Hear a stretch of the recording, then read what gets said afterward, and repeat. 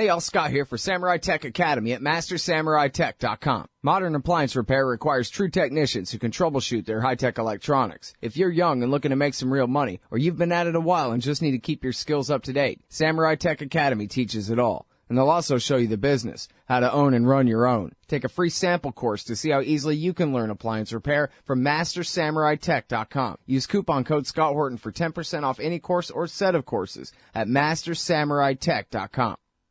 All right, y'all, welcome to the show. It's my show, The Scott Horton Show, here on the Liberty Radio Network. All right.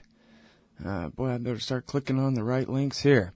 Our first guest today is Rachel Levinson Waldman. She is the senior counsel to the Brennan Center's Liberty and National Security Program at New York University's School of Law.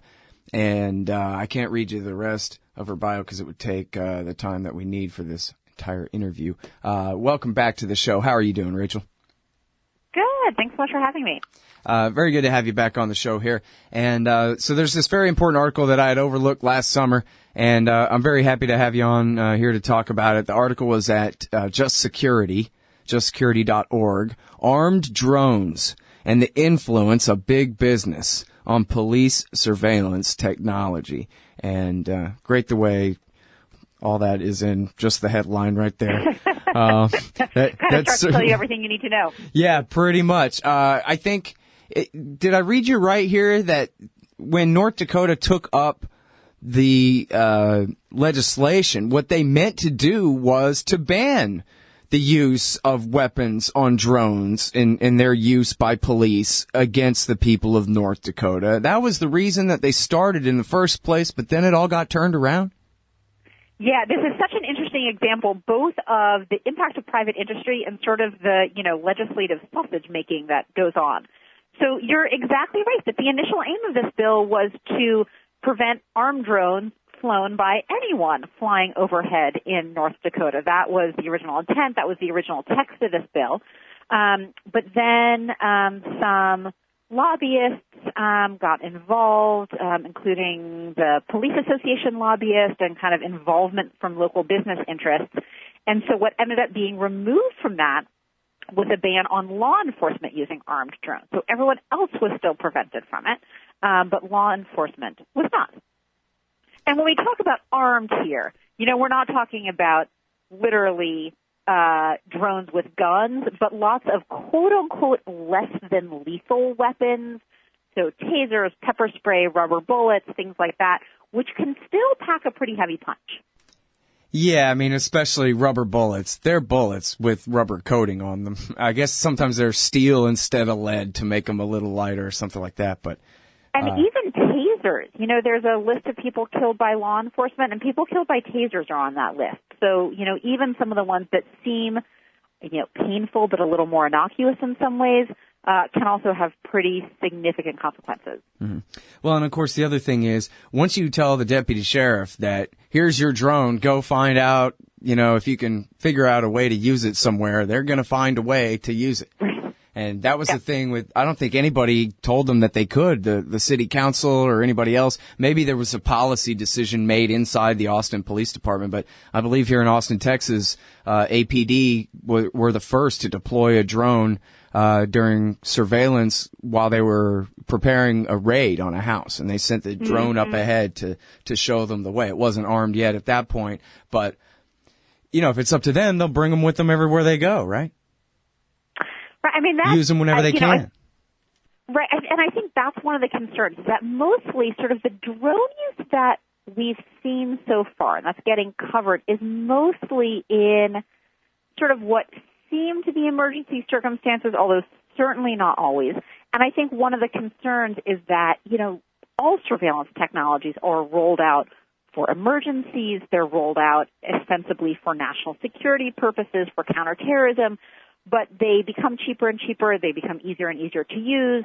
A police department has a drone, and boy, it would be super helpful to use it in lots of other circumstances. Right. And then it becomes used a lot more, either just in circumstances for which it wasn't originally intended, or to track protesters, to watch people, exercising their First Amendment rights, things like that.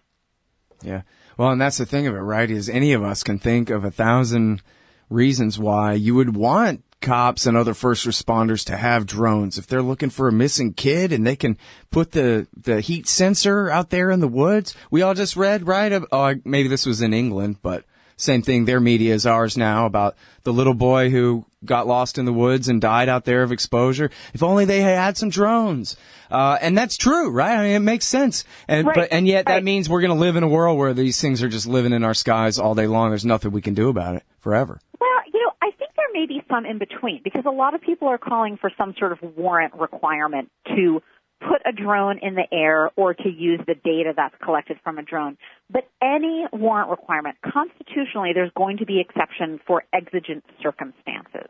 So if a police department has a drone and they are generally kind of circumscribed by this warrant requirement, they have to go to a court and say, we have probable cause to believe that using this drone will get information that's, relevant to a crime or suspected crime. There is always going to be an exception for basically imminent danger to life and limb. So the idea is that if there's somebody out there, as you say, who is in immediate danger of dying from exposure, there's, some sort of domestic incident where there's, really immediate danger, as a practical matter and as a constitutional matter, the police are going to be able to put that drone up in the air anyway. And so in some ways, it's a little bit of a red herring, because you can have both. Mm-hmm. You can have pretty strong protections, and still, if the police department have the drone, and obviously that's sort of step one, we may not want them to have one, but if they do, they can use it in cases of true emergencies. Right. Well, the other thing is here, too, is a big part of why cops are so quick to kill everybody now is because the training has changed from protect the suspect's rights to protect yourself at all costs. And, officer safety or whatever, their code words are for, and forget you. And so it seems like once they all have these things and they're shooting beanbags from shotguns with them, well, what about a truly dangerous situation? You're saying that if somebody is a real danger to life, that's when we definitely should not use a drone and instead sacrifice one of our deputy sheriffs? No way. That's the best time to send in a drone, an armed one. Give it an AR-15 and go take out those bad guys without endangering the life of the law enforcement officer, as they say. Right. No, I think that is probably, to the extent that we're moving into a world where there actually are armed drones, whatever it is that they're armed with, whether it's truly lethal or sort of quote-unquote less than lethal, I think you're right that that's going to be a really powerful argument, because, needless to say, that's the argument that is very much sort of winning overseas, right? That's why we're deploying so many drones overseas, is sort of this notion of it provides, our military, our soldiers with safety. You can kind of pilot and control all these things remotely. We're not in any danger. Also, needless to say, there's a lot coming out about the inaccuracy of the drones and the inaccuracy of the decisions that are being made, right? When you're operating remotely, there's only, the judgment calls that you're making are different. There's less that you can see about, okay, who's actually involved. So I think you're right that if we're moving into this world, it will be very tempting to use them to protect the officer's safety. But you have exactly these same concerns, and so much more so because we're on domestic soil. We're talking about a police-community relationship, not a military relationship, in which what the police are supposed to be doing is, in fact, primarily a protective role, right? Not an antagonistic role. And certainly having armed drones piloted by law enforcement flying through the air really tips that model, I think, even more than we've seen already. Mm-hmm. Well, and it's just, with the different technologies as they're adopted, it's always a double-edged sword, right? So they introduce the taser to say, well, this is less lethal, so they can use it instead of a gun. And so they can win and take someone into custody without taking their life. And that's great. Except it's also an alternative to a good punch in the face, or maybe a nightstick to the back of the knee. And sometimes is easier to resort to when the cop wouldn't have reached for his gun in that situation before. He might have just knocked the guy down or something like that. Mm-hmm. And so it always becomes easier and easier. And of course, it's a lot easier to kill somebody with a drone than it is with a bayonet, or it is with a a gunshot at point blank range. But anyway, I'm sorry, we got to take this break. We'll be right back with Rachel Levinson Waldman right after this. Hey, I'll Scott Horton here to tell you about this great new ebook by longtime Future Freedom author Scott McPherson. Freedom and Security, the Second Amendment and the Right to Keep and Bear Arms. This is the definitive principled case in favor of gun rights and against gun control. America is exceptional. Here the people come first, and we refuse to allow the state a monopoly on firearms. Our liberty depends on it. Get Scott McPherson's Freedom and Security, the Second Amendment and the Right to Keep and Bear Arms on Kindle at Amazon.com today. Hey, I'll Scott Horton here to tell you about this great new book by Michael Swanson, The War State. In The War State, Swanson examines how Presidents Truman, Eisenhower, and Kennedy both expanded and fought to limit the rise of the new national security state after World War II. If this nation is ever to live up to its creed of liberty and prosperity for everyone, we are going to have to abolish the empire. Know your enemy. Get The War State by Michael Swanson. It's available at your local bookstore or at Amazon.com in Kindle or in paperback. Just click the book in the right margin at scotthorton.org or thewarstate.com. All right, you guys, welcome back to the show. I'm Scott Horton. It's my show, The Scott Horton Show. I'm talking with Rachel Levinson Waldman from the Brennan Center about the drones in our skies and, well, the ones under police control, most importantly here. The evolution of technology and as it's implemented. And I swear, some of the things you say there sound exactly like right out of Technopoly by Neil Postman about how, hey, once these things become cheap enough to implement, they are implemented. And there's, as he put it, there's nothing left in our culture that can withstand the onslaught anymore. As soon as the gadgets can be ubiquitous, they will be, no matter what they are, even if they'll destroy every last bit of our privacy and freedom.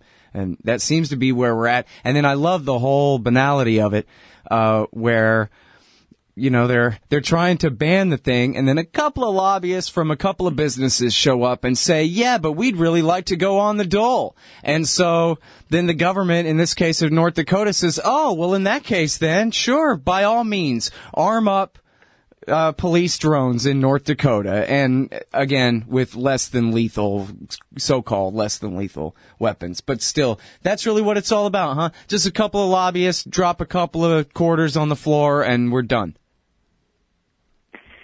Well, who knows kind of, what the intent was, or if there's, if there was a mercenary, people wanting to then go back to private industry and make money.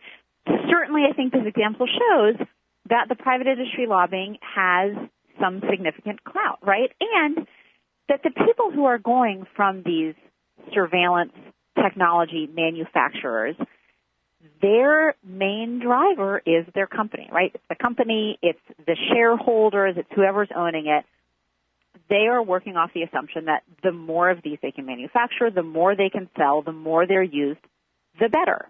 And if there are restrictions on how they can be used, if there are restrictions on their capabilities, then that's not good for business, right? They don't necessarily have kind of the public trust in mind. That is not to say that they're intentionally acting in antithetical ways to the public trust, but that's simply not their motivation. Right. And so they then go and lobby on these issues and end up having some, in some cases, pretty significant impact. Mm-hmm. Yeah. So that's the key to the whole thing. This is not quote unquote corruption. This is the system. This is how it works. If you're in business, you lobby for the government to give you money to sell them stuff at high prices if you can. That's what you got to do. And if the democracy is going to stop you by lobbying the other way, well, then let them. It's all fair game, but that's the way it goes. It's not even considered to be corrupt, even though if the same thing was going on in Afghanistan, you would go, well, that's corruption. Well, and I think one of the main issues here, right, I mean, to some extent you could say, okay, look, this is all sort of on the up and up. If it's all transparent, then anyone can go and lobby, right? So a drone manufacturer can go and lobby, and a group of citizens can go and lobby.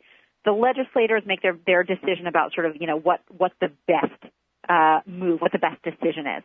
I think one of the issues here, and this isn't necessarily so much in the drone context, but thinking about some other surveillance technologies, is how little transparency there is. So there's a kind of surveillance technology that's usually called a stingray. It's a way to collect a lot of information about people's cell phone calls. Not usually the content of the call, usually information about where is somebody making a call, trying to identify somebody that you can't otherwise identify, trying to figure out who they're calling and when, things like that. And one of the big scandals really has been how little information has come out about this. There are non-disclosure agreements between the manufacturer of those, and then when the FBI shares them with local and state law enforcement, with police, they're often saying, please don't reveal anything about this, including to the courts. And so then judges are approving orders for these surveillance technologies to be used, literally not even understanding what it is that they're sanctioning because there's not enough information out there. And I think when you have that level of kind of opaqueness, when we're talking about pretty significant, pretty strong surveillance technologies, that is a real concern. And that very much also, ties into the role and the power that private industry has. Mm-hmm. Yeah, well, and wasn't there even a case in New Jersey or somewhere in the East where they dropped a major case rather than follow the judge's order to explain their use of the Stingray? They said, well, I guess we'll just let this guy go then, Judge, forget you. Right, no, exactly, and that's been one of the pieces. And the FBI literally has said, they are now saying that they didn't direct this, but based on documents that have come out via Freedom of Information Act requests, it seems that they did. But the FBI had said to local and state law enforcement, you can use these devices. Please describe them in a certain way. They were describing them kind of under the name of another kind of information collection. And if it really gets to it, and if either the judge is really pressing you or if you would have to disclose something to defense counsel, drop the case, right? So it is more worth it to us to potentially even let somebody go who should, who should be a defendant, who should be a defendant in a criminal case. It is more worth it to us to let them go than to have the existence and the scope of these surveillance technologies basically see the light of day and really be kind of weighed and examined by the courts and by the public. Well, I mean, it sounds like they think they know they've been breaking the law, and for some reason they're unreasonably worried that they could somehow be held accountable for that. Well, and it's in one of the difficult pieces, that the law is really trying to catch up with these technologies.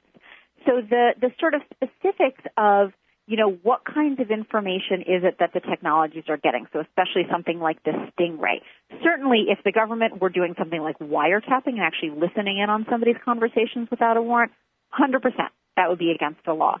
Some of these are in gray areas, and the courts are really catching up. They are starting to understand much, much more about what they are, how they're used, and sort of their power. And so recently you are starting to see judges really pushing back against the government and saying, we understand more about what these are. You have to disclose much more about them, and you have to have very stringent protections in place in terms of what you're collecting, how it's used, how long it's kept, who it's shared with, because otherwise we really have no assurance that it's going to be used properly and that it's not just pulling in tons of data that's then going to be kept really to be sifted through, and data not just about the particular sort of target, and criminal defendants have very strong protections under the Fourth Amendment, but also innocent people's data that's just going to be sort of swept up in the same process.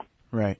Yeah, and, that's a real sad irony, too, is that it's really the human rights activists who have pushed, and including me, and maybe you, to have body cams on these cops to try to protect the citizenry from their brutality. That if they believe that there's the slightest chance of accountability, maybe they'll dial it down a notch or two, and yet it won't be long, if it's not already the case, that these cameras will have the ability to do facial recognition of everybody on the sidewalk and download that, upload that into the database all day long.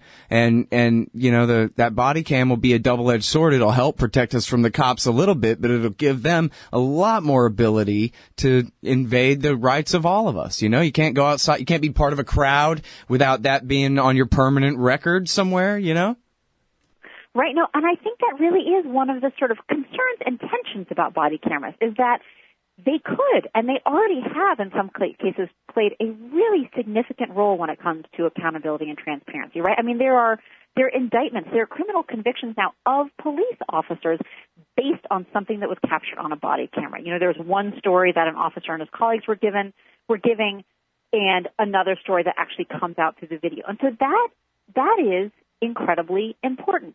On the flip side, as you say, there are these privacy concerns, right? So there are other people who are walking by who are going to be captured on the body camera.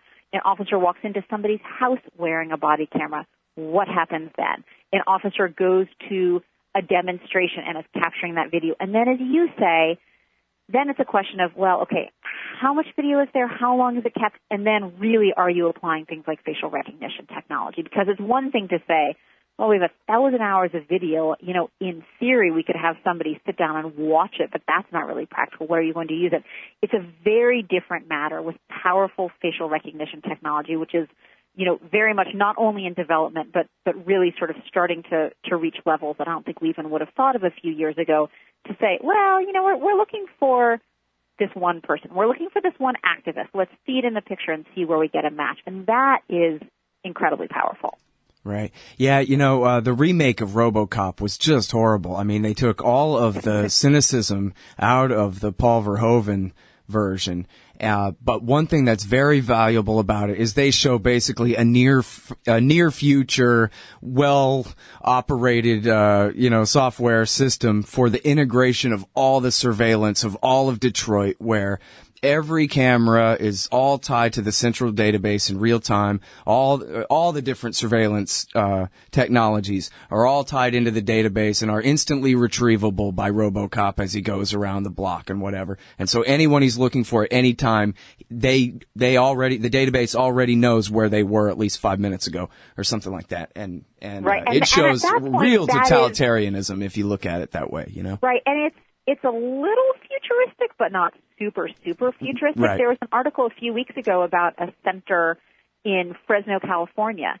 And the idea is that when an officer gets a call or when a dispatcher routes a call to an officer saying, you know, please go to, you know, whatever, the 2000 block of K Street, that information is then fed through the system, and the person that made the call or the person to whom they're responding basically gets sort of a threat score, similar to how you would get a credit score. So I think it was colored. I think it was green, yellow, or red, sort of keyed to how much of a threat are the officers going to be facing when they arrive there.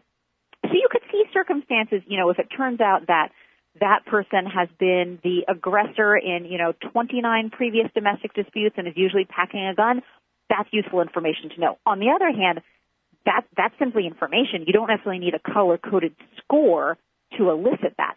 The more concerning thing is to what extent is that score based on the neighborhood as a whole, based on who used to live there, based on other kind of ineffable characteristics that are somehow creating the score and could really change how an officer, who presumably him or herself is packing a gun and maybe, you know, coming with other colleagues, how they respond to that person, what their first instinct is, what the kinds of judgment calls are that they're going to be making. Right. And they tried this out with a city council member who had a higher threat score in part because of the person that used to live in the house that he lives in now. Uh-huh. And so it's sort of a similar, you know, having this wide-angle lens, but it's very opaque to the public how those decisions and how those judgments are being made. Right. Yeah, again, Neil Postman in Technopoly, where he just talks about how, but yeah, you know, truth is a matter of quality, not quantity. And computers are stupid, and there is no such thing as artificial intelligence. And yeah, they're tools, but it's just numbers and the whole outsourcing and the diffusion of responsibility to, well, the computer said that I better bring a machine gun to this guy's house tonight, or whatever it is. You know, you can imagine the computer says you're not allowed on the airplane, and all these kinds of things where the decision making is turned over to computers just on the assumption that somehow they are the thing. They are wiser than we are. And they know what the truth is better than we can know. And it's just, it's a bloody cul-de-sac to head down, basically. And we've already seen, in fact, Will Grigg has written about a guy who he was on the record saying that he thought the government should have to obey the Constitution. And that gave him, of course, must be a right-wing terrorist, some kind of Timothy McVeigh type to talk about the Constitution. What does he mean? So that put his threat matrix number three points higher, which meant they came with a SWAT team. That was the only thing they had on him in his prior record, was that he had mentioned the Constitution as being relevant to what the government is supposed to be doing. Right, which is pretty incredible. And I think you're right, sort of thinking about, you know, not only is there much more sort of computer-aided decision-making, but that in some ways it can sort of be sold as more neutral, right? We have computers involved, so it must be right. All it's doing is taking this data and crunching it. How can it get it wrong? And as you're saying, there are so many ways that it can get wrong, and ways that will be very hard to unearth. Right. And I'm sorry that we're out of time. I can't bring this up other than the title that this article that you sent earlier along these lines too, that's running in defense1.com. Refugee or terrorist? IBM thinks its software has the answer. And just down this rat hole we go. And I'm sorry we're out of time. I got to let you go. But thank you so much for coming back on the show, Rachel. You're great. Oh, thank you, Scott. I appreciate it. Okay, y'all, that is Rachel Levinson Waldman from the Brennan Center at the New York University School of Law, and we will be right back with Stephen Zunis in just a sec. Hey, all Scott here. If you're like me, you need coffee. Lots of it. And you probably prefer it tastes good, too. Well, let me tell you about Darren's Coffee Company at darrenscoffee.com. Darren Marion is a natural entrepreneur who decided to leave his corporate job and strike out on his own, making great coffee. And Darren's Coffee is now delivering right to your door. Darren gets his beans direct from farmers around the world. All specialty, premium grade with no filler. Hey, the man just wants everyone to have a chance to taste this great coffee. darrenscoffee.com. Use promo code Scott and you get free shipping. darrenscoffee.com. Hey, y'all, Scott Horton here for wallstreetwindow.com. Mike Swanson knows his stuff. He made a killing running his own hedge fund and always gets out of the stock market before the government-generated bubbles pop, which is, by the way, what he's doing right now, selling all his stocks and betting on gold and commodities. Sign up at wallstreetwindow.com and get real-time updates from Mike on all his market moves. It's hard to know how to protect your savings and earn a good return in an economy like this. Mike Swanson can help. Follow along on paper and see for yourself. wallstreetwindow.com. Hey, I'll check out the audiobook of Lew Rockwell's Fascism versus Capitalism, narrated by me, Scott Horton, at audible.com. It's a great collection of his essays and speeches on the important tradition of liberty. From medieval history to the Ron Paul Revolution, Rockwell blasts our status enemies, profiles our greatest libertarian heroes, and prescribes the path forward in the battle against Leviathan. Fascism versus Capitalism by Lew Rockwell for audiobook. Find it at Audible, Amazon, iTunes, or just click in the right margin of my website at scotthorton.org.